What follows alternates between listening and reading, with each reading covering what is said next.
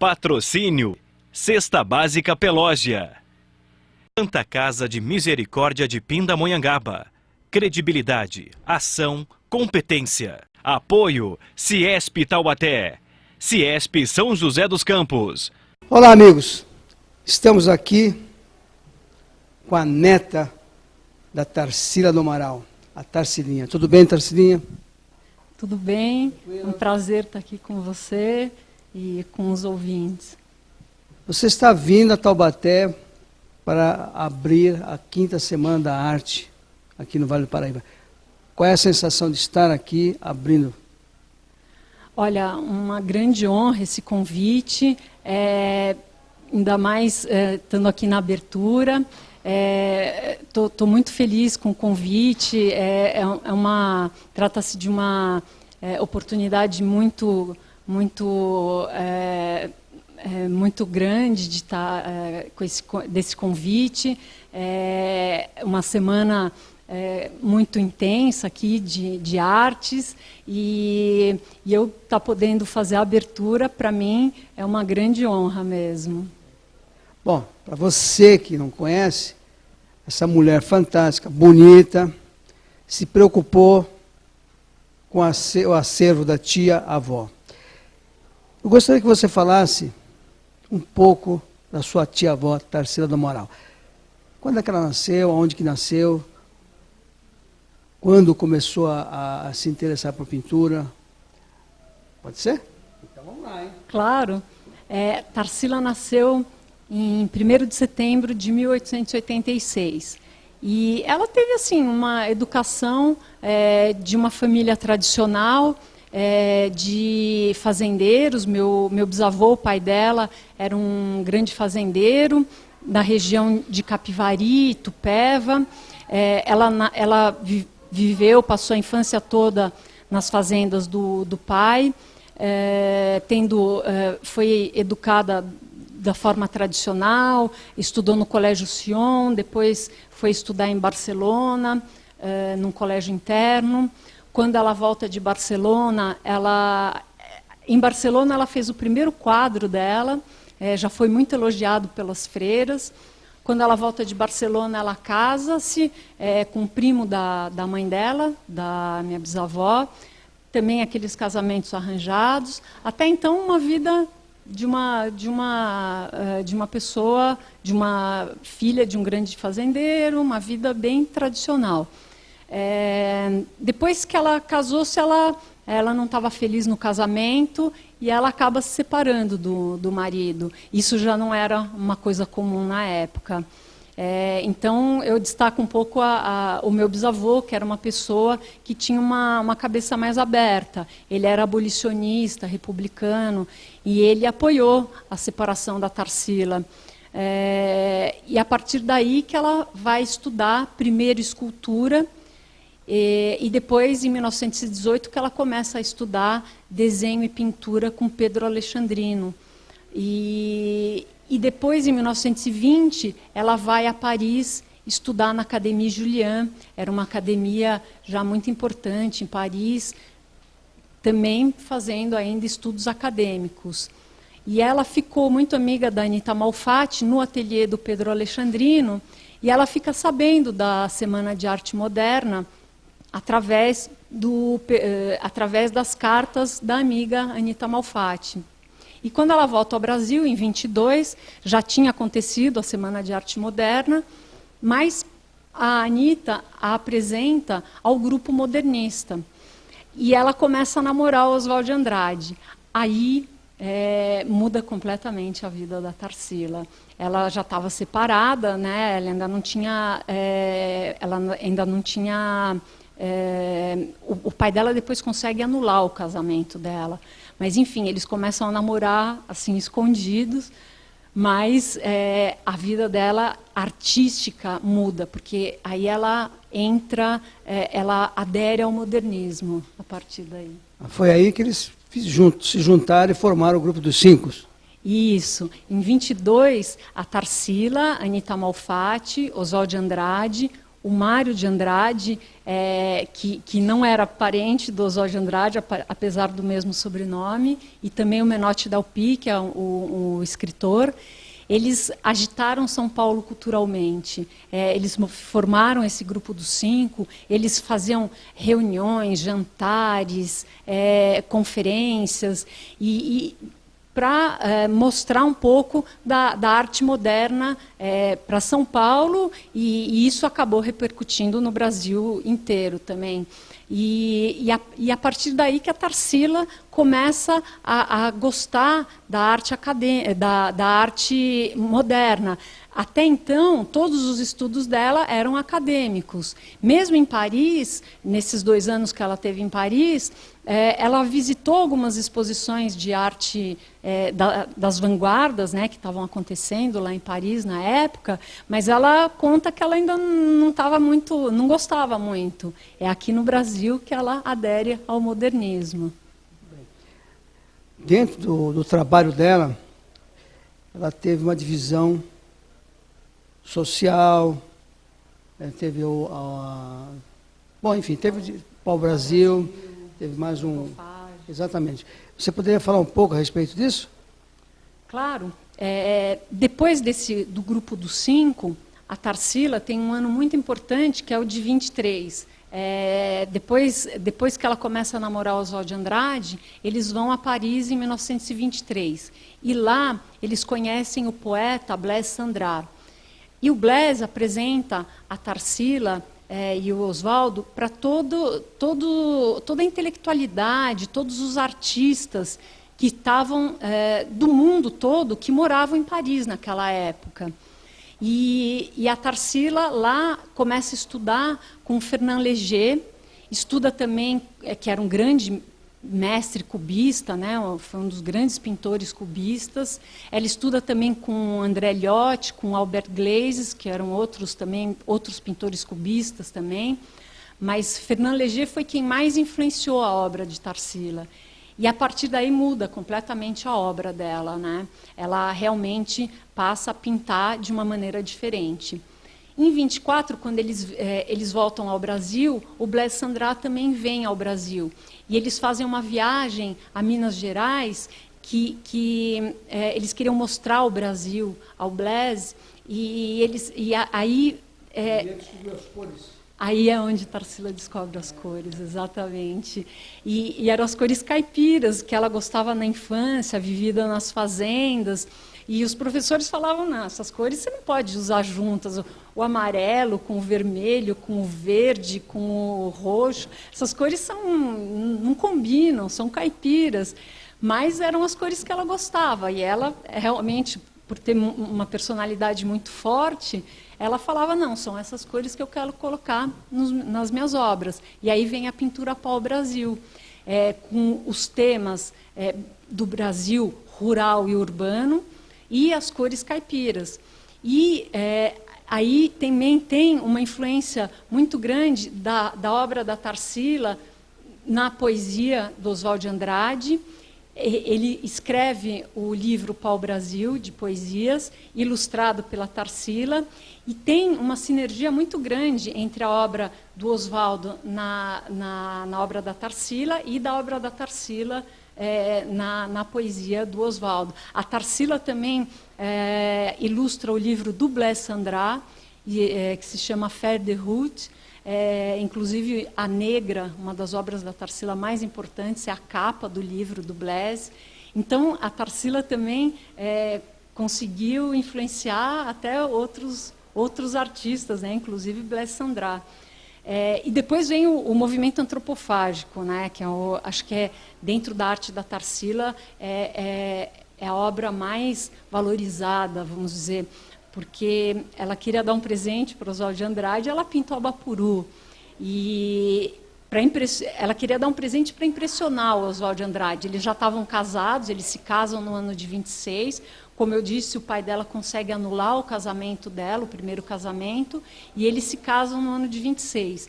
E em 28 ela queria dar um presente para impressionar o Oswald de Andrade. E era difícil impressionar, o Oswald de Andrade era uma figura assim Ele era uma figura, ele era muito inteligente, uma pessoa, ele fazia trocadilhos com os nomes de todo mundo, ele brincava com todo mundo, muito culto, enfim, era uma pessoa única. E eu costumo dizer que para ela impressionar uma pessoa como Oswald de Andrade, ela precisou fazer um dos quadros mais importantes da arte brasileira, que é o Abapuru. Eu acho que tudo que ela fez na vida foi por opção dela. Então, ela que quis se separar do primeiro marido, porque ele atraía. Ela que quis se separar do Oswald de Andrade, porque ele atraiu com a Pagu. Então, as escolhas foram dela. Claro que ela pagou um preço muito alto por isso. Claro que ela sofreu muito com a perda da neta, da filha, mas eu acho que era uma pessoa que sempre tinha uma atitude muito positiva em relação à vida. Todo mundo escrevia assim que ela sempre achava que a vida valia a pena, que ela sempre encarava tudo com um sorriso. Eu li uma carta muito bonita de uma amiga dizendo que todas as dificuldades da vida, ela encarou com um sorriso. Em 1929, com o craque da Bolsa, todo aquele glamour que ela viveu em Paris dos anos 20, ela perdeu tudo, ela teve que trabalhar, a vida dela muda completamente, e ela nunca reclamou de nada. Eu lembro também da minha tia contando que ela, nos últimos anos, teve que andar numa cadeira de rodas, porque ela fez uma cirurgia, e ela fazia fisioterapia todos os dias, achando que um dia ela ia voltar a andar. Meu avô, que era médico, assistiu à cirurgia e ele sabia que ela não ia voltar a andar, mas ninguém tinha coragem de falar para ela que ela não ia voltar a andar. E ela fazia fisioterapia todos os dias, achando que ela um dia ia voltar a andar. E minha tia conta que a única vez que ela ouviu a Tarsila reclamar de alguma coisa foi o dia que ela falou assim: Leninha, né, minha tia Helena, Leninha, eu acho que eu estou demorando um pouco para voltar a andar. Então, era uma pessoa assim, com uma atitude maravilhosa em relação à vida. Ela sempre com um pensamento positivo, com uma atitude positiva em relação à vida. Agora vamos falar um pouquinho sobre aquela tela maravilhosa que é a Negra. Você tem ideia de como brotou isso aí? Tenho. É uma história assim, muito impactante até. Primeiro que eu achei, entre essas... quando eu fui escrever o livro da Tarsila, eu realmente mexi nos baús da família. E uma das coisas que eu achei foi uma foto de uma negra. As negras eram as amas secas, eram as filhas de escravos que acabaram ficando na família, depois da abolição, trabalhando para os seus senhores, né, que eles não tinham muita opção mesmo. E na nossa família, muitos desses escravos continuaram na família trabalhando, e essas negras eram quem tomavam conta das crianças. E numa dessas fotos, eu vi a foto exatamente igual à foto da negra. Na mesma posição, o rosto da negra igualzinho o rosto da negra do quadro, a posição da mão igual, exatamente, né? Só não tinha aquele seio grande para fora. E então, realmente, ela fez o quadro da negra a partir daquela foto. E a história do seio é uma história que é dos nossos antepassados, né? Que as negras, quando tinham filhos, elas tinham que amamentar os seus filhos, então elas amarravam pedras nos seios, para os seios ficarem grandes, para elas poderem continuar trabalhando. Elas amarravam os filhos nas costas e jogavam os seios para trás para poder amamentar as crianças e continuar trabalhando na lavoura. Então tem aquela simbologia daquele peito grande da negra, e com essas histórias dos antepassados, né, da nossa própria história, né? Bom, e para finalizar, o Abapuru, né? Como é que surgiu essa ideia também dela pintar esse quadro? Sabe que ela conta que tem até uma relação com as negras, né? Porque diz que esse quadro da negra foi o primeiro grande quadro da Tarsila, né? Que ela pintou no ateliê do Fernand Léger. O Fernand Léger ficou muito impressionado com esse quadro.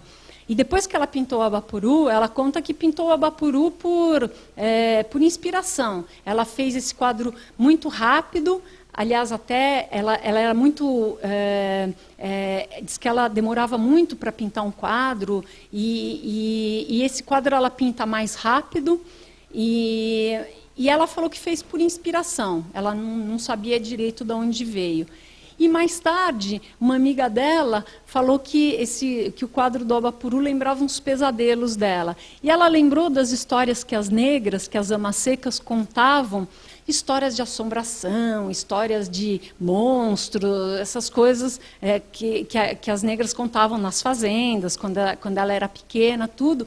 E ela acha que o Obapuru são essas reminiscências dessas histórias, desses bichos, desses monstros. Enfim, ela associou um pouco essas histórias que as negras contavam com essa figura do Obapuru, que ela conta que nem ela sabe de onde veio. Agora, como é que foi o finalzinho da vida dela? Aí vem a parte que eu me lembro, né? Eu tinha 8 anos quando ela faleceu, mas era uma tia muito próxima, né? Meu pai tomava conta dos negócios dela, e a minha mãe era a pessoa com quem ela confiava para dirigir, que ela estava na cadeira de rodas. Então, era uma tia que eu estava sempre na casa dela, era uma tia que ela vinha sempre ou na minha casa ou na casa da minha avó, que éramos vizinhos. E então, era assim, para mim, eu era, claro, a queridinha por ter o mesmo nome dela, então ela sempre vinha, tinha sempre uma palavra delicada comigo, com todas as pessoas. Eu tenho sempre a melhor recordação. Eu adorava ir na casa dela, eu me considero uma pessoa privilegiada de poder ter visto na casa dela esses grandes quadros que hoje estão ou em museus, ou em grandes coleções. Eu tive o privilégio, eu adorava ir na casa dela, eu ficava andando pela casa para ver os quadros, eu nem sabia muito o que isso significava, eu só sabia que eu gostava, apesar de serem quadros tão diferentes, né? Isso há 40 anos atrás ainda era um pouco diferente. Eu lembro até da minha avó, que falava para ela do Obapuru: olha, Tarsila, minha avó era a melhor amiga dela, você me desculpa, mas eu não gosto muito desse seu quadro do Obapuru. Então, mas eu adorava a casa dela, adorava ir lá, ela me tratava muito bem, ela sempre tinha uma palavra de carinho, ela estava sempre muito elegante. Eu lembro que ela não deixava a gente entrar no quarto dela enquanto ela não estivesse toda arrumadinha, ela sempre com um lenço na cabeça, um chalezinho assim, ou nos ombros ou nas pernas. Ela pintou até o final da vida? Até o final da vida. E ela não deixava ninguém vê-la pintando. As únicas pessoas que ela deixava vê-la pintando foram meu pai e a minha tia Helena. As crianças, eu nunca tive esse privilégio. Agora, como é que você cuida do acervo? Olha, esse é um trabalho para o resto da minha vida, eterno. Eu acho que eu já pude contribuir com algumas coisas importantes, como já fizemos... O catálogo Raisonné foi uma das coisas mais importantes que nós fizemos para proteger a obra da artista. Fizemos uma catalogação geral da obra dela. Nós calculamos que entre 85% e 90% da obra toda foi catalogada. Claro que sempre deve ter sido alguma coisa, deve ter escapado, né? Até tem obras que foram extraviadas durante a vida toda dela, nós sabemos de algumas. Mas, enfim, isso tudo já ajudou a proteger a obra dela de falsificações, enfim. Eu já fiz exposições dela muito importantes aqui no Brasil e fora do Brasil também. Isso ajuda a divulgar muito o nome dela aqui e fora do Brasil. Tenho projetos também para fazer outras exposições, tanto aqui no Brasil como fora do Brasil. Tenho projetos para fazer... Já fiz livros sobre ela, já fiz... enfim, tem um projeto educacional, dou muitas palestras. Eu acho que já consegui fazer bastante coisa, mas o projeto é um projeto para a vida inteira, né? Eu tenho planos para a minha vida inteira. Bom, eu acho que você que está nos vendo sentiu que ela deu uma aula sobre arte, sobre essa mulher que lá atrás superou limites, ultrapassou conceitos, quebrou diversos tabus. Tarcilinha, eu agradeço as palavras e esta aula que você está dando de cultura, que eu acho que isso é muito importante, o brasileiro precisa saber disso. Eu fico muito feliz de saber que ainda tem gente preocupada com a cultura. Eu que agradeço a oportunidade de poder aqui, através desse seu espaço, poder estar divulgando. Agradeço a sua oportunidade e a sua generosidade também de eu poder estar aqui divulgando a obra da minha tia-avó. Muito obrigada também. É isso aí, gente. Você aproveite para estudar um pouquinho mais sobre cultura, conhecer pinturas, quadros, enfim. É isso que nós precisamos, educar o nosso povo brasileiro.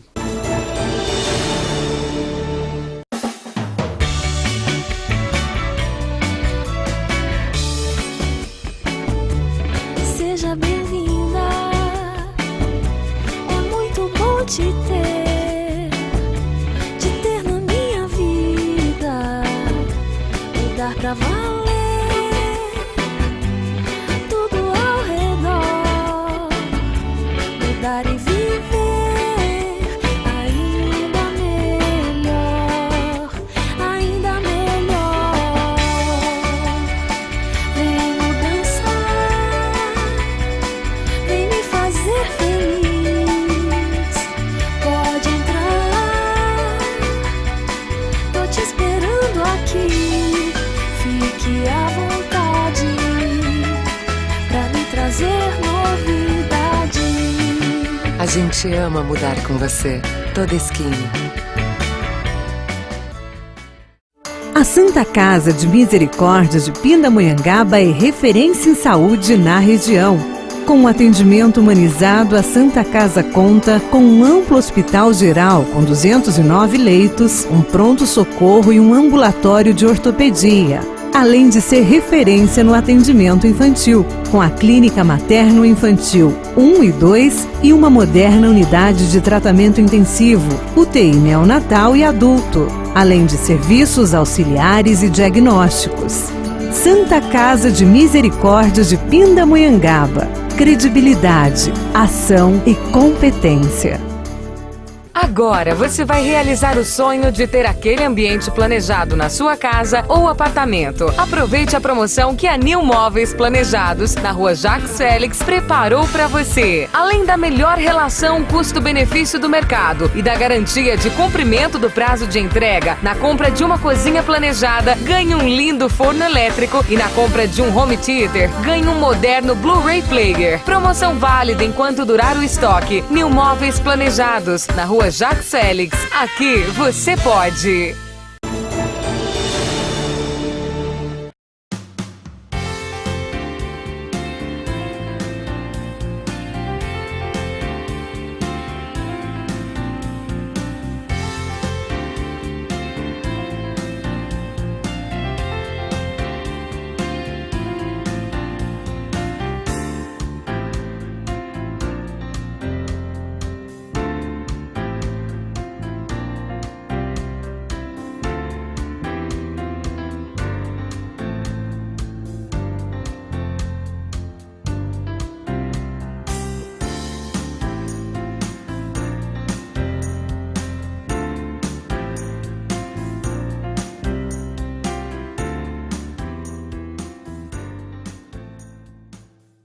Estamos na primeira loja exótica, Pet Story. É o Mundo Exótico Pet Story, em Taubaté.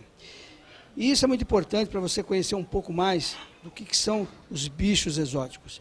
E quem poderá falar um pouco mais sobre isso aí é a proprietária Érica, que ela já vai ser a famosa veterinária em Taubaté. Tudo bem, Érica? Tudo bem.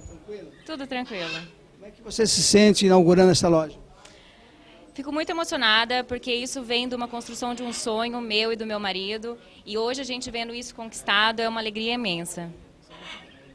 Como surgiu a ideia de criar esse mundo exótico? Na verdade, nós temos um criador de aves silvestres registrados pelo IBAMA. E isso a gente já tem faz uns 7 anos o criador. E aí eu comecei a trabalhar no criador, comecei a tomar gosto pela coisa, gostar desses animais silvestres. Aí comecei a veterinária, a faculdade de veterinária. Aí eu e meu marido conversando, poxa, vamos abrir uma loja, é um sonho, vender nossas aves e também, quem sabe, ampliar para os outros animais silvestres, répteis e mamíferos. E hoje estamos aqui. Bom, como é que vocês conseguem adquirir os animais? Então, esse é um ponto muito importante. Aqui nossos animais todos são registrados pelo IBAMA. A nossa loja é legalizada pelo IBAMA, então nós podemos vender esses animais. As nossas serpentes são todas brasileiras, os tigre-d'água também são brasileiros, os teiu também. E as aves, a gente tem as aves exóticas, que são do exterior. Porém, elas já estão aqui no Brasil há um tempo, tem criador legalizado e a gente pode comercializar. Eu vi um furão ali, eu fiquei sabendo que o furão não se reproduz no Brasil, por quê? Pois é, o furão também é um animal legalizado que vem, só que ele vem importado dos Estados Unidos. E para entrar no Brasil, a gente tem uma lei que o bicho tem que ser castrado. Então, nenhum furão entra no Brasil sem ser castrado. Essa é uma novidade para mim. Não sei se você, telespectador, sabe disso. O animal tem que ser castrado para poder... Quer dizer, existe um comércio, você não pode reproduzir, é isso? Sim, é uma forma de controlar, né? Eles fazem esse tipo de coisa para controlar justamente aquele comércio ilegal que pode ser surgido com o ferret aqui no Brasil. Além do mundo exótico, que é o Pet Story, você vai manter uma clínica aqui também? Isso, a nossa intenção é futuramente, eu vou estar me formando em veterinária, quero me especializar nesses animais silvestres e a gente vai abrir também a clínica Mundo Exótico. Muito bem. A minha impressão é que esta loja, que você não conhece, terá que vir aqui, que é a Avenida Getúlio Vargas, 345, pertinho da delegacia, ou melhor, atrás da delegacia. Conheça e venha comprar um animalzinho para o seu filho, porque eu acho que é muito importante isso aí. Eu gostaria que você, olha aqui atrás de mim que maravilha, eu gostaria que você convidasse as pessoas para que viesse até a sua loja. Pois é, pessoal, eu queria convidar todos para vir conhecer, você que tem sua criança, o seu filho, traga para ele conhecer esses animais. Aqui você pode pegar o animal, sentir, ter o contato animal, e você adquirindo os animais da nossa loja, você ganha um manual de instrução que vem todas as informações sobre manejo, alimentação, para esclarecer todas as suas dúvidas, a nota fiscal e o certificado de origem do seu animal. Fora os animais, existem vários produtos para todos esses tipos de animais. Venha conhecer. Bom, vou aproveitar a oportunidade. Nós temos um visitante aqui na nossa entrevista. Quem é? Esse é um Loris, ele também é um animal exótico. Ele é muito dócil, esse animal. Ele tem esse bem colorido, esse é bem característico, colorido das penas. E é um animal fantástico e bem curioso, vocês estão percebendo. Eu já vi que ele está conhecendo o terreno, não é isso? Eu não sei se ele vai falar comigo? Ah, não fala. Vai querer pegar minha orelha aqui, cara. Bom, eu não tenho impressão que isso aqui, que esta loja aqui, diferenciada, vai ser um sucesso para você e para o Júnior. Obrigada, espero que seja. É isso que a gente busca, assim, sempre realizar esse nosso sonho que a gente tem e também trazer para as pessoas conhecerem que existe esse mundo legalizado desses animais, que eu acho que é do desconhecimento de várias pessoas. Isso aí. Bom, falamos com a Érica, que ela é proprietária do Mundo Exótico Pet Story, localizado na Avenida Getúlio Vargas, 345, Taubaté. O bichinho gosta da minha orelha, hein? Aí que sacana.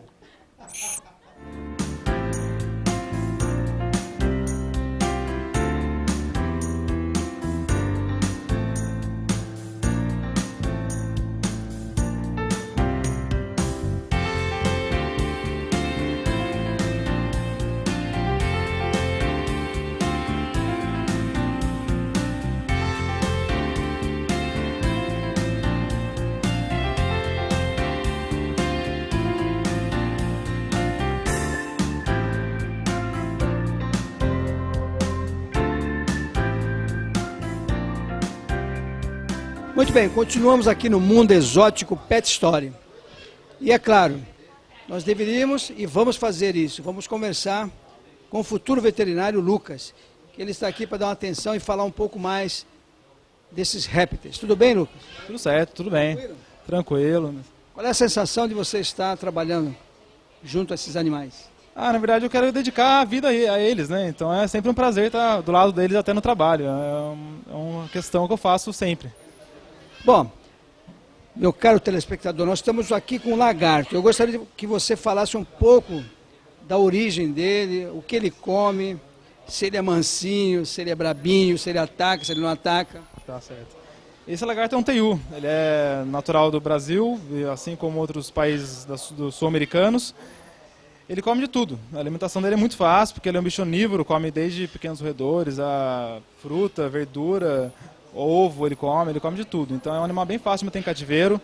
Na natureza ele é um bicho bem estressado, é um bicho bravo, é um bicho que você não deve tentar pegar, tentar correr atrás, porque ele é muito comum também, né?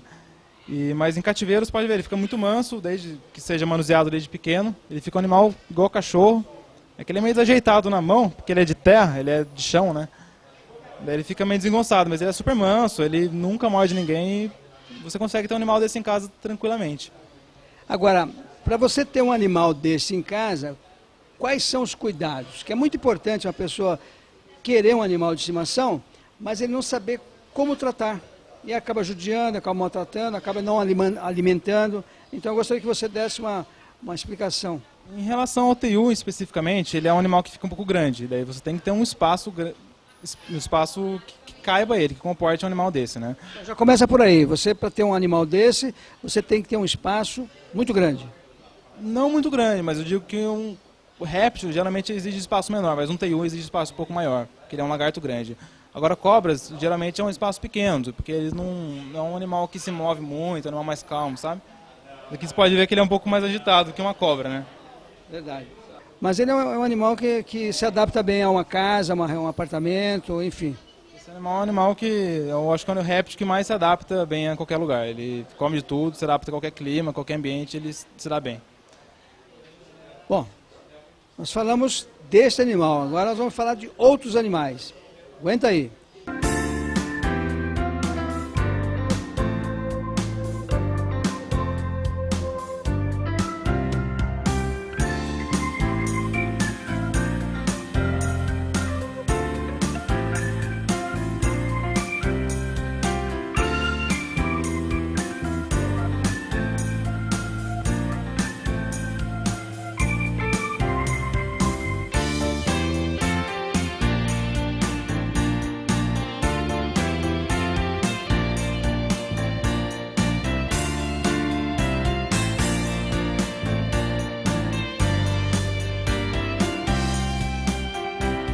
Vamos aproveitar a oportunidade e conversar com uma pessoa importante aqui, que é a Rosa.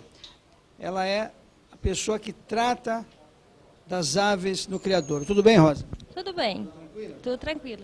Como é que funciona o seu dia a dia no criadouro? Então, eu chego lá às 7 da manhã, aí vou direto já preparar a papinha dos filhotinhos e dou papinha para todos eles. Aí depois eu vou preparar a fruta dos adultos, né? Aí pico todas as frutas dos adultos, coloco ração, água e assim vai. Agora, uma pergunta importante para o telespectador. Quanto tempo demora uma arara ou um papagaio para chocar? 28 dias. Após o nascimento, qual é o processo? Após o nascimento, o primeiro dia a gente dá soro, florealite ou pedialite. Aí depois entra com a papa. Entra 1 para 5 no primeiro dia, depois já vai 1 para 4, depois já vai para 1 para 3. E assim fica. Até 2 meses, mais ou menos, ele fica só na papa. Daí depois começa a colocar a frutinha, a raçãozinha, eles começam a bicar, mexer. Tudo assim, tudo certinho. Rosa, é muito importante a gente saber como é que funciona o controle desses bichinhos junto ao IBAMA. Então, todos os bichinhos que nascem lá no criadouro, a gente coloca anilha neles. Enquanto eles estão meio filhote, para a anilha servir certinho no pezinho dele. Porque tem um processo que tem que puxar o dedinho dele para trás, sim, para colocar a anilha. Aí, se esperar o passarinho ficar muito velho para colocar, o dedinho dele não vai mais servir a anilha. Daí a gente perde o passarinho. Isso é importante você saber, que esse controle do IBAMA é uma exigência. Se não tiver, ele é apreendido, correto? Tem que ter anilha, tem que ter documentação, tem que ter tudo certinho. E lá a gente tem. Você pode identificar mais ou menos quantos tipos de aves você tem no criador hoje? Nossa, tem exótico e tem silvestre. Tem papagaio do Congo, tem arara canindé, macau, tem cacatu, alba, cacatu galerita, tem ecletos, tem anacan, tem muitos outros, muitos, jandainha, marianinha, muitos, eu nem lembro de todos. É bastante, né? Bom, é isso aí. Você acaba de saber um pouquinho mais do mundo exótico Pet Story. Não deixe de visitar.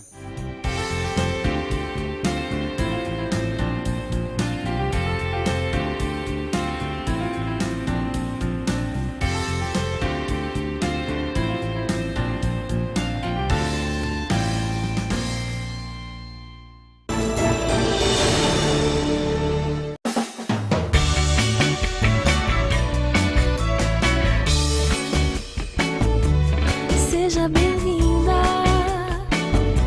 é muito bom te ter na minha vida, mudar pra valer tudo ao redor, mudar e viver ainda melhor, ainda melhor. Vem dançar, vem me fazer feliz. Pode entrar, tô te esperando aqui. Fique à vontade pra me trazer novidade. A gente ama mudar com você.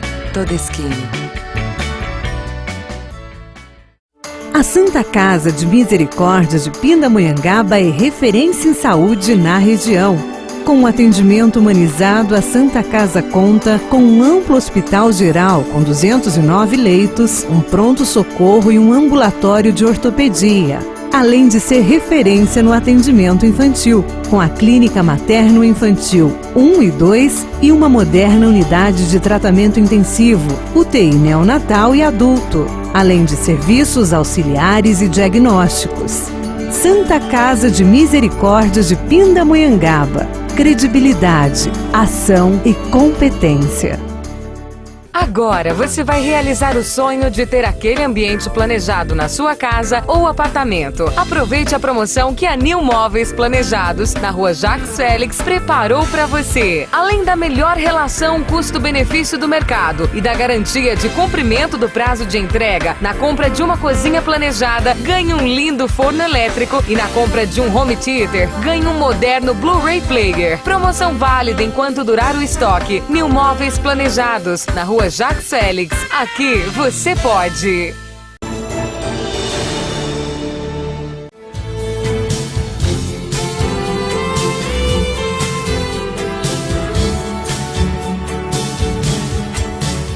Tudo bem? Saúde em dia no ar. O assunto de hoje é super interessante e foi sugestão de um dos nossos pacientes. Vamos conversar sobre os protetores bucais para a prática de esporte. Você sabia que a principal finalidade do protetor bucal não é proteger a boca? O fato dele ser colocado na boca faz com que os leigos em odontologia achem que sua finalidade seja a proteção da boca, dos lábios, dentes e gengiva, mas não é só para isso que ele serve. Atualmente, as finalidades principais dos modernos protetores bucais são ajudar a evitar lesões no cérebro, na ATM, que é a articulação temporomandibular, evitar a ter fraturas na mandíbula e formação de hérnia na coluna cervical. O primeiro protetor bucal surgiu em 1902 em Londres. Ele já tinha várias características consideradas fundamentais hoje, pois era feito com um bom material, sob medida e colocado na arcada dentária que mais se projeta. Agora, um dado super interessante. Geralmente, um boxeador que não está utilizando seu protetor é mais facilmente nocauteado e fica mais suscetível aos 4 tipos de lesões que citei. Quais são elas? São as lesões cerebrais, as lesões no cérebro, na ATM, que é essa articulação aqui da mandíbula, que chama articulação temporomandibular, e fraturas no osso da mandíbula, além de lesões na coluna cervical. As consequências desses 4 tipos de lesões não se resume a um eventual nocaute. Frequentemente, elas produzem sequelas que duram a vida inteira e as lesões cerebrais e cervicais podem até resultar em morte.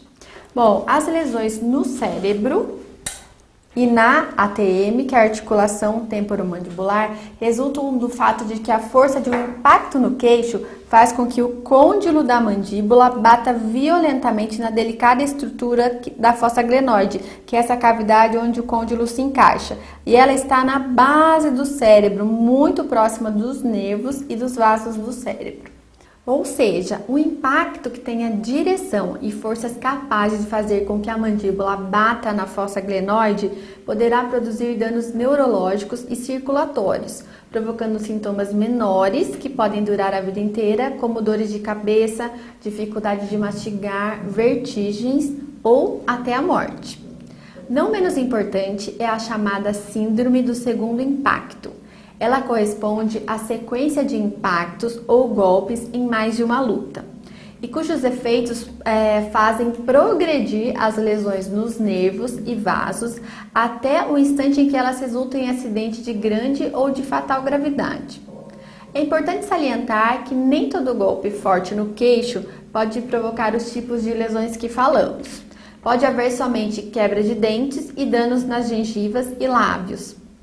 Agora vamos falar dos protetores bucais. Um protetor bucal é um aparelho que se encaixa nos dentes para proteger a pessoa de qualquer tipo de impacto. Ele tem a função de amortecer e distribuir as forças que incidem sobre os dentes e mucosas, reduzindo também as injúrias na cabeça e no pescoço.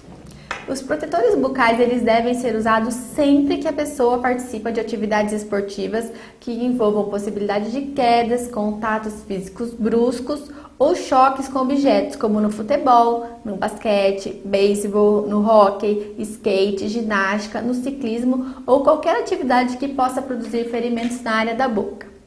Os protetores bucais geralmente cobrem os dentes superiores. Se você estiver usando o aparelho ou prótese dentária na arcada inferior, é provável que a gente sugira para você o uso de protetor bucal nos dentes inferiores também. Independentemente do tipo, todo protetor bucal deve ser flexível, resistente à ruptura e cômodo de usar.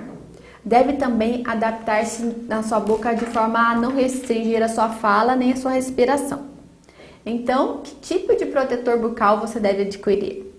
Hoje temos uma enorme quantidade de tipos de protetores, mas infelizmente estima-se que mais de 90% dos protetores são de qualidade tão ruim que seu uso é um perigo. Existem basicamente 3 tipos de protetores bucais, que são o pré-fabricado, o termoplástico e o personalizado.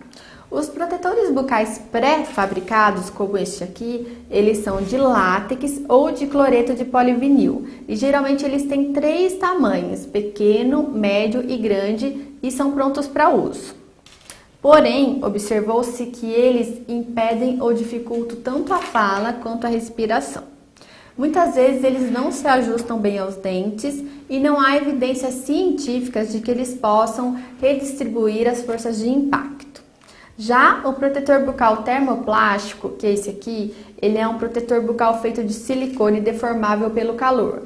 Ele é vendido em lojas de material esportivo e é encontrado em tamanho único. Eles são mais confortáveis que os protetores bucais pré-fabricados. A sua personalização é feita mordendo depois de aquecido. O ajuste, contudo, ele é precário e a espessura do protetor tende a afinar exatamente nas partes onde deveria ficar mais reforçado. Esse aparelho ele dá uma falsa sensação de segurança, pois não se adapta perfeitamente à boca. Apesar de serem 90% dos protetores vendidos, eles não são os ideais. Já o protetor bucal personalizado, ele é um aparelho bem mais sofisticado e elaborado pelo cirurgião dentista.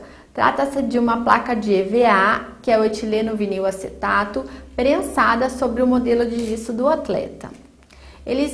Por eles serem feitos sob medida, eles são extremamente confortáveis e oferecem excelente proteção, comprovada cientificamente, o que é mais importante. Para fazê-lo, o dentista fará um molde dos seus dentes e construirá o protetor bucal em cima do seu molde. A maioria dos atletas preferem esse tipo de protetor pelo conforto que ele proporciona.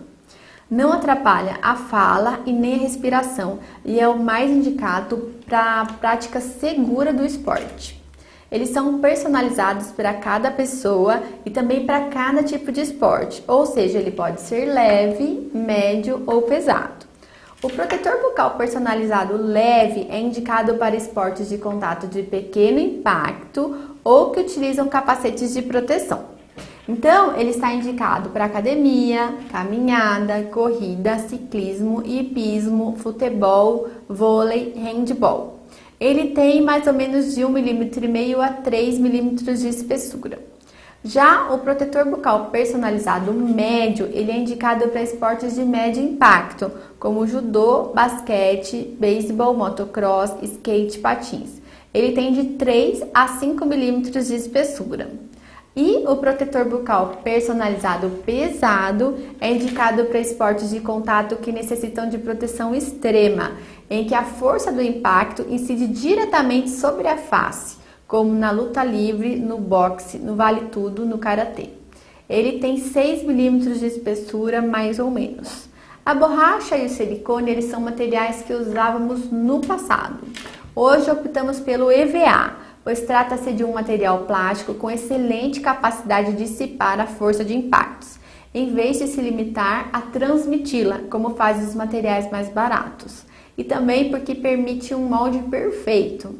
Trata-se do melhor material usado atualmente em protetores. E isso tem importância decisiva na proteção do esportista. Vou mostrar para vocês agora a diferença que faz estar usando um protetor ideal de EVA e não estar usando o protetor. Aqui a gente pode ver que com a força do impacto, o protetor de EVA ele diminui enormemente o impacto no cérebro e na articulação, aumentando demais a proteção do esportista. E qual a durabilidade de um protetor bucal? Isso é muito variável, mas em média o ideal seria trocar seu protetor bucal quando você notar algum desgaste, pois o coeficiente de proteção se reduz nessas situações. É importante que os adolescentes troquem seus protetores com uma certa frequência, porque tanto a boca quanto os dentes estão em fase de crescimento nessa idade. Agora você que pratica esportes já sabe como se proteger corretamente. Se quiser fazer seu protetor bucal personalizado, agende uma consulta com a gente. Nossos telefones são 12 3624 7828 ou 15 3522 1094. Também visite nosso site, que é www.ustemcorreia.com.br. Tchau, tchau, até o próximo programa e não se esqueça, esporte é fundamental para uma vida mais saudável.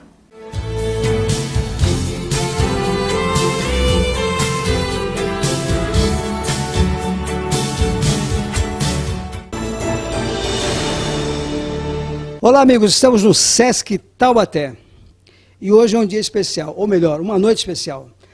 Nós vamos falar um pouco com essa maravilhosa mulher, linda, que é a Luísa Posse. Ela é filha da Zizi Posse. Tudo bem? Tudo bem, e você? Tranquilo. Bom, vou aproveitar a oportunidade e vou dar uma sugada um pouco da sua carreira profissional. Não é? Em 99 você subiu ao palco para acompanhar a banda para abrir o show do Skank. E você cantou O Vento, que era do Jota Quest. Qual foi a sensação que você teve ao perceber 12 mil pessoas na sua frente? Foi a sensação de que eu tinha certeza, assim, aquele momento, falei, nossa, em 99 eu tinha o quê, 14, 15 anos, falei, eu quero isso, é isso. Aí eu saí do palco, eu lembro que a minha mãe falou, você é louca, você pegou uma plateia com 14 mil adolescentes, tocou música de piano e voz lenta, e foi maravilhoso, assim, a resposta foi maravilhosa e eu me senti muito à vontade, assim, realmente o palco era o quintal da minha casa, sabe? É aquilo que você queria. É, legal descobrir cedo, né? Às vezes a gente passa a vida inteira tentando entender o que a gente pode fazer de bom, que nutre a alma, e eu descobri cedo, sou muito feliz por isso. Em seguida, você teve a oportunidade de estar no Jô Soares, né, junto com a sua mãe. Ali parece que você deu um upgrade na sua vida. Como é que foi assim? Como é que foi essa mudança? Então, esse show que eu fiz, eu tinha várias bandas, sempre tive bandas, e E a gente participava de festivais, de concursos, e enfim, isso ia. E a produtora do Jô, que até hoje é a Anne Porlan, era mãe de uma amiga minha que estava nesse show, e ela estava no show, falou, olha, aproveita que a sua mãe vai, também quero que você vá e cante. E realmente, depois desse dia, começaram a ter vários convites de gravadora, né? Ainda era a época das gravadoras. E aí a gente optou por assinar com a Indie, foi quando eu comecei a gravar e lancei meu primeiro disco, Eu Sou Assim. Dali você começou a fazer as suas turnê. Desde o primeiro disco, sim. Desde que Dias Iguais estourou, foi minha primeira música de trabalho, foi um maior sucesso e a gente começou a viajar bastante. Em 2006 você acabou lançando o seu selo. Isso para você foi muito bom? Isso foi, porque dá muito mais autonomia, né? Essa coisa das gravadoras sempre ditarem o que você tem que cantar, o que não tem, o que eles acham que vai fazer sucesso. E muito a base do critério que eles usam a gente não desconhece, né? E aí, quando a gente fez a LGK, eu abri com meu pai, hoje nem tô mais lá, é dele, o selo, eu saí. Mas quando a gente abriu juntos foi fundamental para ter essa liberdade de escolha, de repertório, de arranjos, de compositores juntos. Então foi a primeira vez que eu gravei Chico César, Ana Carolina, Paulinho Mosca, Vanderly, enfim, uma galera muito bacana, Loco Akanza. Eu gravei algumas músicas minhas. Foi muito importante ter aberto a LGK. Em 2011 você lança o seu DVD. O segundo DVD. E o carro-chefe, qual era a música desse carro-chefe? Do segundo DVD? Nino, sabe que eu não... Segui Cantando é o nome do DVD. A gente não... Eu não sei te explicar agora. Bom, Ainda é Tudo Seu, eu gravei com o Thiaguinho e tocou bastante. Agora Cacos de Amor, que eu gravei com a minha mãe, que é minha e do Dudu, tá na novela Flor do Caribe. Deixa Estar, toca muito nas rádios de MPB. É um DVD que foi pulverizado, assim, sabe? Foi indo, de repente ele estava lá, assim, várias músicas tocando ao mesmo tempo em lugares diferentes. Agora você foi convidado para participar do The Voice, né? E você ajudava a preparar o pessoal. Como é que é esse bastidores? Era maravilhoso, era muito bacana, assim, a dignidade que tem esse programa, a dignidade que confere aos cantores, candidatos, de poder escolher com quem que eles querem trabalhar, e de poder, assim, ir lá, cantar, fazer o trabalho deles, depois sair, fazer show. Ninguém estava preso, ninguém estava confinado, como todos os realities propõem, né? Essa coisa de ficar confinado numa casa, não era isso. The Voice é completamente livre e acho que provou uma coisa, assim, não teve só uma ganhadora. Todo mundo que ficou até a reta final ganhou. Você liga a televisão, tem um candidato do time do Brown que estava lá cantando, um do time do Daniel, sabe? As pessoas, elas foram acontecendo, estão fazendo shows. Então, é um programa que sai de um lugar e realmente chega em outro. E não se perde no meio do caminho. Na sua vida profissional, como cantora e compositora, você teve influências de outras pessoas no seu caminho? Muita, né? Muita de diversos jeitos, assim. A Ivete está no meu DVD exatamente porque ela é uma influência para mim. Mas, assim, principalmente a energia dela. Eu falo isso no DVD uma hora, que eu falo pra Ivete várias vezes na minha vida que eu, em situações difíceis, assim, complicadas, que eu falei, o que a Ivete faria? Porque eu sempre acho que ela se sai muito bem, trata as pessoas muito bem. A Sade, que é uma cantora que eu adoro também, que é super cool, super na dela e canta muito. E o Prince, que é meu maior ídolo da vida. A minha mãe, claro. O Lulu Santos, que para mim é o maior astro pop do Brasil. Enfim, tem milhões de influências em várias áreas, né? Porque, como diz a Marisa Monte, na nossa profissão a gente trabalha muito e canta só um pouquinho, né? É isso aí. Agora, para a gente encerrar assim, o nosso papo, como é que você está na sua vida pessoal, profissional, financeiramente? Bem? Tô feliz, 2013 é um ano que promete, a gente começa a gravar o meu 7º disco, Jesus, o meu 7º disco agora, nesse semestre ainda, para lançar no começo do 2º, então toda a força total, né? Todo o foco nesse disco novo, que vai ser bem bacana. É isso aí. Bom, a gente deu uma pincelada muito rápida para saber um pouco do trabalho dessa mulher fantástica que está aí na mídia, trabalhando, batalhando, que é a Luísa Posse. Muito obrigado, querida. Sucesso. E um beijão pra mamãe, né? Pra você também, tudo de bom. Adorei, valeu. Estamos aí.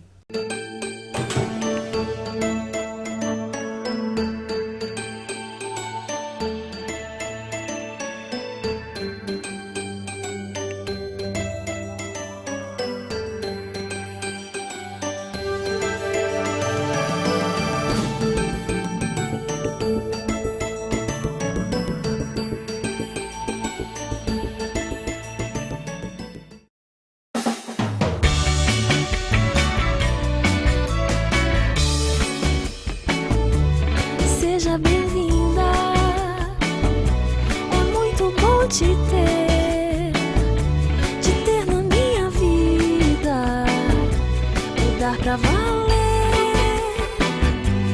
tudo ao redor, mudar e viver ainda melhor, ainda melhor.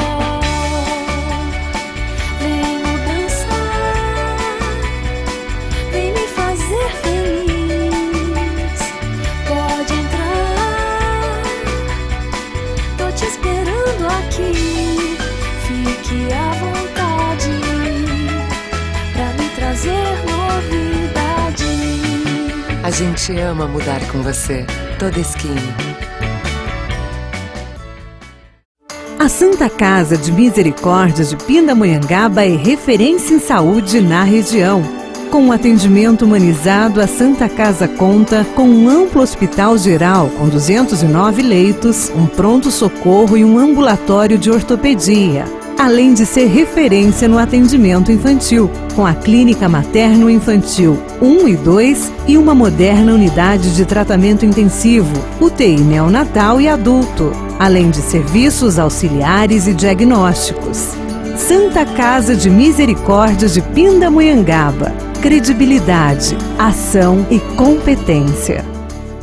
Agora você vai realizar o sonho de ter aquele ambiente planejado na sua casa ou apartamento. Aproveite a promoção que a New Móveis Planejados, na rua Jacques Félix, preparou para você. Além da melhor relação custo-benefício do mercado e da garantia de cumprimento do prazo de entrega, na compra de uma cozinha planejada, ganhe um lindo forno elétrico e na compra de um home theater, ganhe um moderno Blu-ray player. Promoção válida enquanto durar o estoque. New Móveis Planejados, na rua Jacques Félix. Aqui você pode.